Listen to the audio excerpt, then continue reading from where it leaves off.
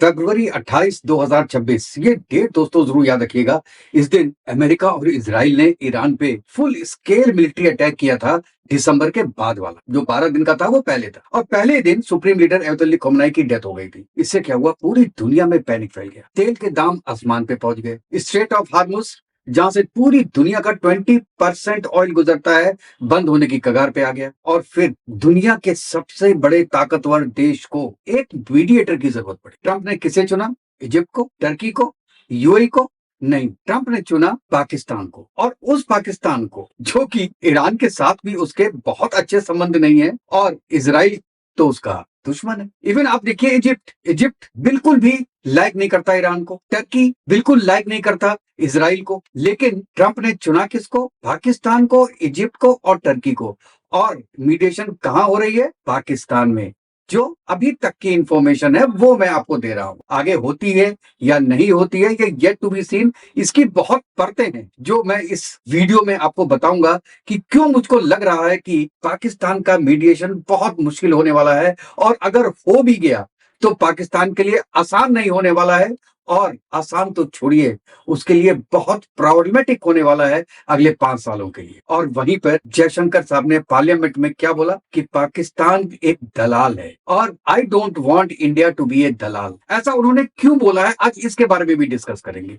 ये समझते हैं कि पाकिस्तान जो है यहाँ पे एक दलाल की भूमिका अदा कर रहा है, या उसकी डिप्लोमेसी आज के दिन में बेहतर है, और इसके पीछे असली खेल है क्या। आज इसके बारे में एक एक करके बात करते हैं दोस्तों। आगे बढ़ने के पहले मैं रिक्वेस्ट करता हूं दोस्तों कि जिसने भी मेरा चैनल सब्सक्राइब नहीं किया है वो प्लीज मेरे चैनल को लाइक कीजिएगा, सब्सक्राइब कीजिएगा और बेल आइकन जरूर दबा दीजिएगा। आपको पता है यूएस ईरान वॉर चल रही है, दोनों साइड्स बातचीत करना चाहते हैं लेकिन डायरेक्टली नहीं कर सकते। देखिए उसका एक मकसद भी है। अमेरिका सुपर पावर है पूरे वर्ल्ड की, वो नहीं चाहता कि वो डायरेक्ट किसी नेगोशिएशन में इन्वॉल्व हो और वो फेल हो जाए। मतलब आपने किसी को यूएस में बुला लिया, यूएस में बात कर रहे हैं और वो फेल हो जाए। America can be part of the negotiation but they don't want to be as a sole negotiator with Iran. और सेम चीज ईरान में भी है। देखिए बात करना तो चाहते होंगे क्योंकि बर्बाद तो पूरा ईरान हो गया। यूएस का केवल फाइनेंशियली नुकसान हुआ है, बाकी तो उसका कोई नुकसान नहीं हुआ, लेकिन आधे से ज्यादा ईरान खत्म हो चुका है। तो बात करना तो दोनों ही चाह रहे होंगे। अब उनको क्या था, बीच में कोई ना कोई तो चाहिए था दोस्तों, और वो चाहिए था एक पोस्टमैन, और वो पोस्टमैन बना पाकिस्तान। और आज हम ये बात करेंगे कि इंडिया इस पूरे गेम में कहां है। जयशंकर साहब का दलाल वाला बयान क्या था, और ईरान के जो पार्लियामेंट के स्पीकर हैं गाविलाफ, जो सीक्रेटली मुझको लगता है कि ट्रम्प के एनवॉय से बात कर रहे थे, उनका क्या रोल होने वाला है आगे। तो दोस्तों इन सब के बारे में आज हम डिस्कस करते हैं, और जो आज हम 4 चीजें कवर करेंगे इसके बारे में आपको बताते हैं। पहला थोड़ा सा एक इंट्रोडक्शन देंगे कि ये वॉर कैसे शुरू हुई थी, इसका बैकग्राउंड क्या है 3-4 लाइनों में। दूसरा, अमेरिका की 15 डिमांड्स क्या है जो उन्होंने रखी है ईरान से, जो पाकिस्तान लेके गया है एज ए पोस्टमैन। और ईरान की 5 कंडीशंस क्या है, पाकिस्तान को ही मीडिएटर क्यों चुना गया है, इसके 6 जो कारण है वो मैं आपको बताऊंगा। और चौथा जो हमारा मेन टॉपिक है, जयशंकर का दलाल वाला बयान, और इस गेम में इंडिया क्यों नहीं है। तो एक एक करके चीजें शुरू करते हैं दोस्तों। सबसे पहले बैकग्राउंड देखिए, ईरान और अमेरिका के बीच की जो टेंशन है वो कोई नई बात नहीं है। 1979 से जब ईरान में इस्लामिक रिवॉल्यूशन आया था तो तब से दोनों के बीच में कोई भी डिप्लोमेटिक रिलेशन नहीं है। लेकिन असली क्राइसिस स्टार्ट तब हुई जबकि ईरान के न्यूक्लियर प्रोग्राम बनने शुरू हुए। ईरान यूरेनियम एनरिच कर रहा था, और अमेरिका और इजराइल को यह डर था कि अगर ईरान ने न्यूक्लियर बॉम्ब बना लिया तो भाई साहब वो तो गया। इसलिए 2015 में एक डील भी हुई थी जिसको कहते थे JCPOI, लेकिन ट्रंप ने 2018 में अमेरिका को उससे बाहर निकाल लिया। अब भाई साहब फिर दोनों मैदान में आ गए। उससे क्या हुआ कि ईरान ने अपनी जो यूरेनियम की एनरिचमेंट है वो तेज कर दी, और रिपोर्ट्स ये आई कि ईरान ने 60% तक यूरेनियम एनरिच कर लिया है। अब देखिए दोस्तों, बम बनाने के लिए 90% चाहिए होता है, यानी ईरान बहुत करीब था 90% के। इजराइल यहां बोलता रहा कि अगर ईरान न्यूक्लियर हो गया तो भैया हम टॉलरेट नहीं कर सकते, हम बर्बाद हो जाएंगे। ट्रंप ने कहा हाँ ये बात तो सही है, हम भी टॉलरेट नहीं करेंगे। तो दिसंबर 25 को और उसके बाद फरवरी 2026 में दोनों ने अटैक लॉन्च कर दिया ईरान पे। अब आपको यहाँ पे एक चीज का बात देखिए कि दोनों में बातचीत चल रही थी, नेगोशिएशन चल रहा था, और ओमान के डिफेंस मिनिस्टर ने बोला था कि अगले कुछ ही पलों में, कुछ ही घंटों में we will find a result. लेकिन रिजल्ट के पहले ही अमेरिका और इजराइल ने अटैक कर दिया, और उसका ये रीजन था कि जड़ से खत्म करना चाहते थे ईरान को, कि वो कहीं पर भी किसी हालत में भी न्यूक्लियर हथियार ना बना पाए। अब जब उन्होंने अटैक कर दिया दोस्तों, तो पहले ही दिन आपको पता है खमनाई की डेथ हो गई। ईरान का जो नटांस फैसिलिटी थी वो तबाह हो गई। फर्दो और इफ्शाहान जो है उस पर भी स्ट्राइक किया यूएस ने, लेकिन ईरान ने भी इसका जवाब दिया। कहां दिया? हार्मुज स्ट्रेट पर, वहां पे थ्रेट लगा। यूएस के जो मिलिट्री एसेट्स हैं पूरे मिडिल ईस्ट में, उन पे ड्रोन और मिसाइल अटैक किया। गल्फ कंट्रीज को भी उसने नहीं छोड़ा, जो कि अमेरिका को उम्मीद नहीं थी। अब क्या हुआ? दोनों साइडें थक गई। वॉर अभी तक जारी है, लेकिन दोनों ही चाहते हैं किसी तरीके से नेगोशिएशन हो जाए। अब यहां से शुरू होती है पाकिस्तान की स्टोरी कि वाई पाकिस्तान, उस पर मैं थोड़ा बाद में आता हूं। अब यहां पे क्या किया? अमेरिका ने पाकिस्तान के जरिए ईरान को एक प्रपोजल भेजा जिसमें 15 पॉइंट्स थे। ठीक है, वॉल स्ट्रीट जर्नल और इजराइल के चैनल 12 दोनों ने इसको लीक किया। अब केवल एक एक पॉइंट पढ़ के देखते हैं कि ये पॉइंट्स क्या है। पहला पॉइंट, 30 डे का सीज फायर, अभी फाइटिंग बंद करो, बाद में बात करेंगे। पॉइंट नंबर 2, नेटान्स, एफसान और फॉर्दो तीनों में न्यूक्लियर साइट्स परमानेंटली बंद कर दो, ईरान से बोला गया।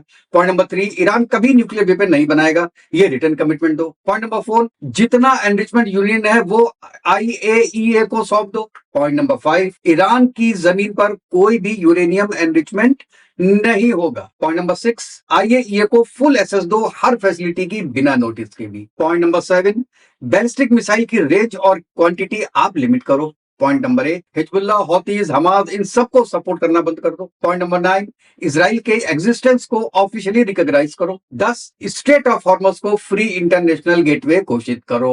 पॉइंट नंबर 11, सारा जो हाईली एनरिच्ड यूरेनियम है वो स्टॉक सरेंडर कर दो। ट्रंप के एग्जैक्ट वर्ड थे, we want the nuclear dust. Point number 12, अगर ईरान ये सब माने तो सारे न्यूक्लियर सैंक्शंस हटा दिए जाएंगे अब यहां से ईरान के फेवर में। बुशहर और जो सिविलियन न्यूक्लियर पावर प्लांट है उसमें अमेरिका टेक्निकली हेल्प करेगा। इस्लामिक रिपब्लिक को ओवरटर्न नहीं किया जाएगा, रिजीम सेफ रहेगी। देखिए, और point number 15, US military assets और गल्फ इंफ्रास्ट्रक्चर पे अटैक नहीं होंगे। अब 15 में से 10 पॉइंट या 11 पॉइंट तो अमेरिका के हैं और 4 पॉइंट उन्होंने दे दिए, भैया तुम भी ले लो खैरात। अब अगर ईरान ये सब बातें मान जाए तो वॉर होती ही क्यों? वॉर का कोई मकसद ही नहीं था, न्यूक्लियर के चक्कर में तो वॉर हुई है, वही अमेरिका मना कर रहा है। तो ये अपने पॉइंट देखे। अब ये देखिए कितना मुश्किल है किसी भी रिजीम के लिए ये बात मानना। अब ईरान ने भी अपनी 5 कंडीशंस रखी। देखिए, एक जगह पाकिस्तान 15 पॉइंट लेके जा रहा है, ईरान 5 कंडीशंस लगा रहा है, इसका मतलब कहीं ना कहीं किसी ना किसी के थ्रू बात तो हो ही रही होगी ना। और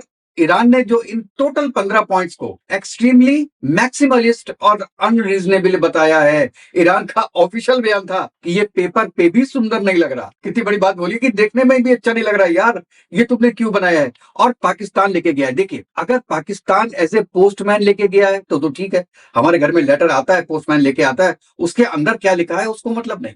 लेकिन अगर आप नेगोशिएशन टेबल पे बैठे हो, डिस्कशन कर रहे हो, and you are the centre of negotiation और पार्ट ऑफ द नेगोशिएशन, तो आप ये जो 15 पॉइंट लेके जा रहे हो पाकिस्तान साहब, इसका मतलब है यू एग्री विद इट। आप ये एग्री करते हैं कि ईरान लॉन्ग रेंज मिसाइल्स नहीं बना सकता, ईरान न्यूक्लियर हथियार नहीं बना सकता, वहां पे रिजीम चेंज होगा, और जितने भी 10 पॉइंट मैंने गिनाए हैं ऊपर, वो सब में आप एग्री करते हो ईरान के साथ। इसीलिए ईरान ने आपका एक जहाज रोका है अभी, क्योंकि आप उनको पता है कि आप पेमेंट वाले हो, आपकी फौज पेमेंट वाली है, और इसलिए you are involve in that. वो मेरा लास्ट का टॉपिक है, वो मैं बाद में बोलूंगा। अभी बात करते हैं ईरान ने जो 5 काउंटर कंडीशंस लगाई हैं वो क्या है। कंडीशन नंबर 1, सबसे पहले एग्रेशन और जो एसेसिनेशंस हो रही है उनको पूरी तरीके से बंद किया जाए। ईरान के ऑफिशियल्स और कमांडर्स को टारगेट करना बंद किया जाए। दूसरी कंडीशन, ये गारंटी दी जाए कि ये वार दोबारा ईरान पे नहीं थोपी जाएगी।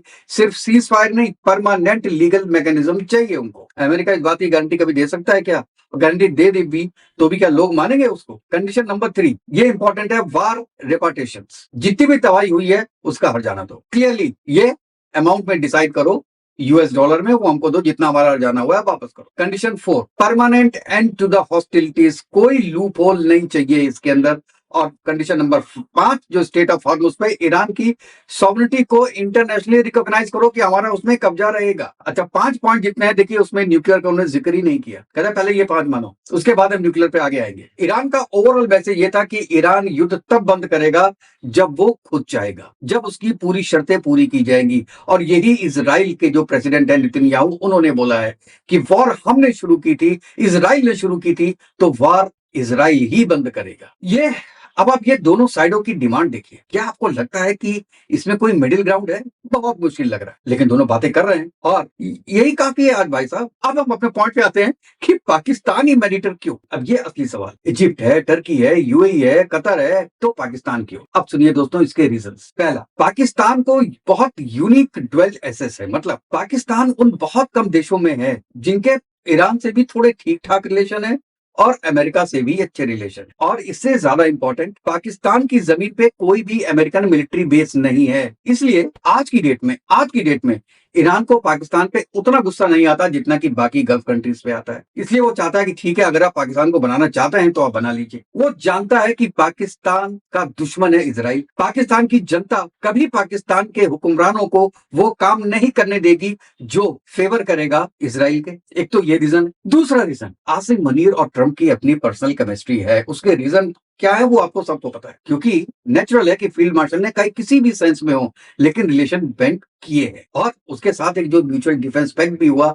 सऊदी अरेबिया के साथ, ये भी एक रीजन हो सकता है। और भाई साहब ट्रंप ने चाहे गलती बोला लेकिन पब्लिकली बोला है मुनीर को कि रीजनल स्टेबिलिटी का पिलर है। इसका एक और रीजन है दोस्तों, ये है विटकॉफ कनेक्शन। ये इंटरेस्टिंग है। ट्रंप के मिडिल ईस्ट के जो इन्वॉय हैं स्टीव विटकॉफ, पाकिस्तान ने उनके बेटे जैस विटकॉफ की जो क्रिप्टो करेंसी कंपनी है उसके साथ एक एमओयू साइन किया है। व्हाइट हाउस में पर्सनल रिलेशनशिप मैटर करती है और पाकिस्तान ने दोस्तों यही गेम थोड़ा खेला है। इज्जत तो है नहीं उसकी, हार गए तो हार गए, जीत गए तो जीत गए, पोस्टमैन बना दो, लेकिन दुनिया में नाम तो हो रहा है। और कारण नंबर 4, ये बहुत इंपॉर्टेंट, बहुत इंपॉर्टेंट है कि पाकिस्तान फॉर्मली रिप्रेजेंट ईरान इन वॉशिंगटन। और ये ब्यूरोक्रेटिक फैक्ट है दोस्तों, जब से यूएस और ईरान के रिलेशंस खत्म हुए हैं 1979 से, तब से पाकिस्तान की जो एम्बेसी है यूएस में वो ईरान के इंटरेस्ट भी देखती है डीसी में। यानी पाकिस्तान ऑलरेडी एक ऑफिशियल चैनल है ईरान से बात करने के लिए यूएस का, और जो पहले से इंटरनली बात करते आ रहे हैं। कारण नंबर 4।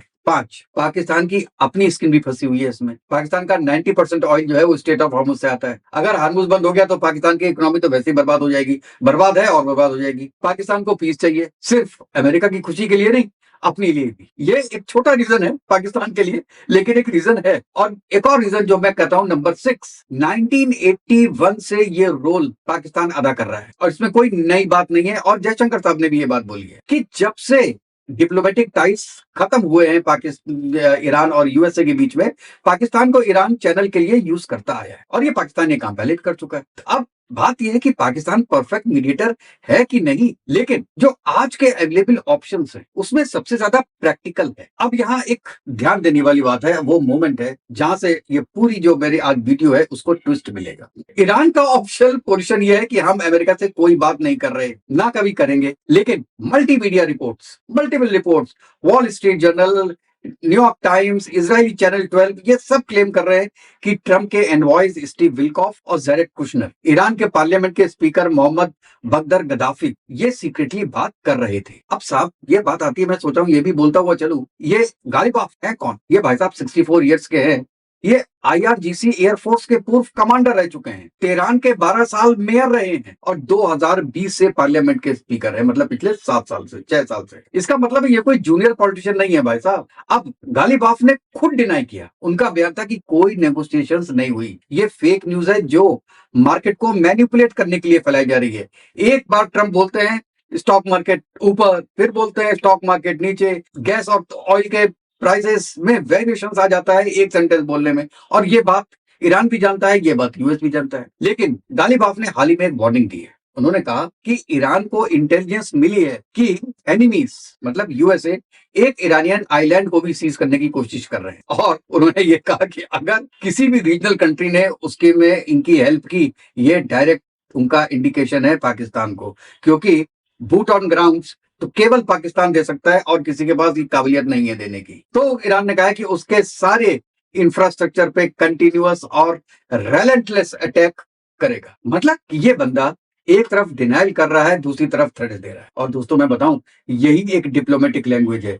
किसी भी कंट्री का यही होता है, यही डिप्लोमेसी है कि पर्दे के पीछे कुछ बात हो रही होती है, पब्लिक में कुछ बात हो रही है। पब्लिक में आप अपना शो ऑफ स्ट्रेंथ दिखाते हैं कि हम तो बहुत वो है, और पीछे पीछे आपकी बात चल रही होती है। डिप्लोमेसी इसी का नाम। अब आते हैं अपने बात पे, इंडिया पे। जब पार्लियामेंट में अपोजिशन ने पूछा कि पाकिस्तान मिलिटेंट बन रहा है, इंडिया चुप क्यों है, तो जयशंकर साहब ने क्या जवाब दिया? हम उनकी तरह दलाली नहीं कर सकते। वी आर नॉट ए दलाल नेशन। तो अच्छा, यहाँ पे जयशंकर साहब ने, जैसे जो मैंने पहले बात की थी वो भी उन्होंने की कि पाकिस्तान को अमेरिका 1981 से यूज कर रहा है। ये पाकिस्तान की डिप्लोमेटिक विक्ट्री नहीं है, ये कंटिन्यूअस है। ये बहुत पुराना टूल है जो अमेरिका पहले से ही काम में ला रहा है। लेकिन कांग्रेस ने फिर पलटवार किया। जयराम रमेश ने बोला कि पाकिस्तान की डिप्लोमेटिक एक्टिविज्म इंडिया के लिए मेजर सेटबैक है। भाई साहब, सेटबैक कैसे है? अगर पूरी वर्ल्ड में शांति हो रही है किसी चीज से, क्योंकि अभी मुझको तो लगता है कि they are acting just like a postman, लेकिन अगर वाकई उनका इन्वॉल्वमेंट है इसमें अंदर और शांति वर्ल्ड में आती है तो क्या प्रॉब्लम है?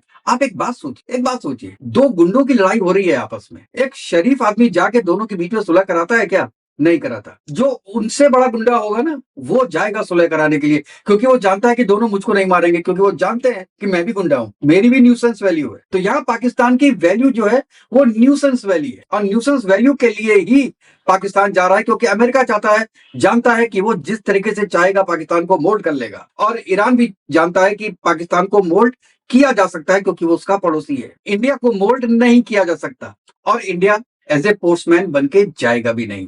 वो करेगा तो अथॉरिटी के साथ बैठ के दोनों दोनों साइड्स को बैठा के बात करेगा, दोनों साइड को बैठा के। और इसी को कहते हैं फॉरेन पॉलिसी। हमारी फॉरेन पॉलिसी बिकाऊ नहीं है। और अब ये एक डिबेट है कि क्या इंडिया को भी ऐसे डिप्लोमेटिक रोल्स ले लेने चाहिए? मैं कहता हूं नहीं। जब तक कि आपका कोई से ना हो, कोई वैल्यू ना हो, तब तक ऐसी कोई रेस्पॉन्सिबिलिटी आपको नहीं लेनी चाहिए। एक बार आपने की थी कोशिश रशिया और यूक्रेन के बीच में, लेकिन हुआ कुछ नहीं। अब यहाँ पे देखिए, हमारे जयशंकर साहब का पाकिस्तान को दलाल कहना, ये हमारे लिए और उनके लिए, देश के लिए थोड़ा सा इमोशनली सेटिस्फाइंग हो सकता है, लेकिन अगर डिप्लोमेटिक पॉइंट ऑफ व्यू से देखिए तो ये एनालिसिस थोड़ा सा शैलो लगता है। जो कंट्री अपनी जियोग्राफिकल पोजीशन, अपनी इकोनॉमिक डेस्परेशन और अपने पर्सनल कनेक्शंस का इस्तेमाल करके दुनिया के सबसे बड़े क्राइसिस में टेबल पे आ जाए, तो साहब उसको कमजोर तो नहीं कह सकते ना, उसको हम अपॉर्चुनिस्ट कह सकते हैं। इंडिया अपॉर्चुनिस्ट भी बनना नहीं चाहता है, और पूरी पूरी डिप्लोमेसी में अपॉर्चुनिस्ट होना मुझे लगता है कि एक स्किल है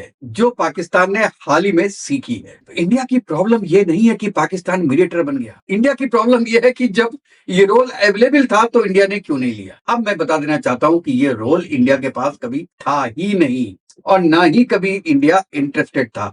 लेकिन अपोजिशन का जवाब देना भी जरूरी था ना। जो 1981 से पाकिस्तान करता आया है, ईरान को रिप्रेजेंट करता आया है, तो आज सडनली इंडिया कैसे रिप्रेजेंट कर लेगा? और जो अमेरिका के राजदूत है इंडिया में, गॉड, उन्होंने खुद कहा है कि मोदी जी की ट्रंप से बातचीत हुई है, और इंडिया एक बेसिकली मिडिल पॉइंट है डिस्कशन का। जो नेगोशिएशंस हो रही हैं उसमें बहुत इंपॉर्टेंट भूमिका है इंडिया की।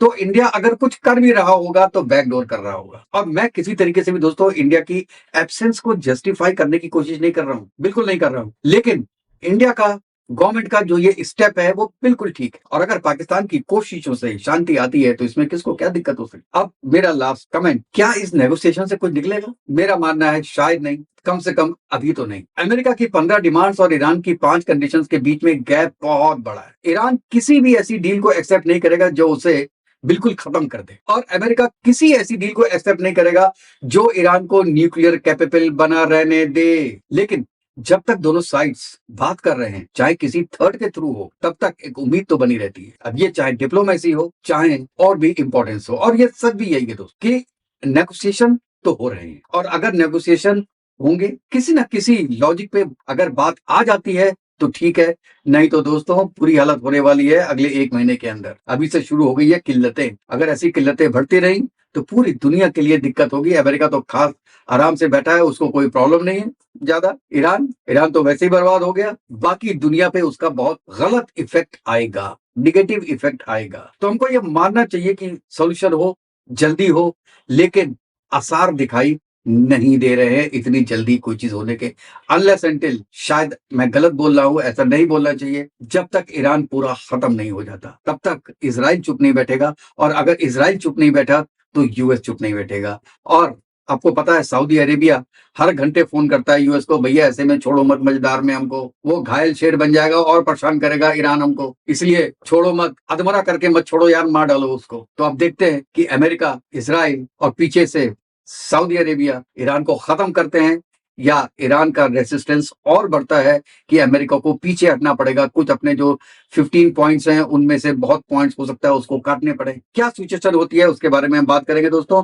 आप बताइएगा कि आपको ये वीडियो कैसा लगा और अपने कमेंट्स जरूर लिखिएगा दोस्तों। फिर नेक्स्ट वीडियो में मिलते हैं, तब तक के लिए जय हिंद, जय भारत, वंदे मातरम। खुश रहिएगा, स्वस्थ रहिएगा।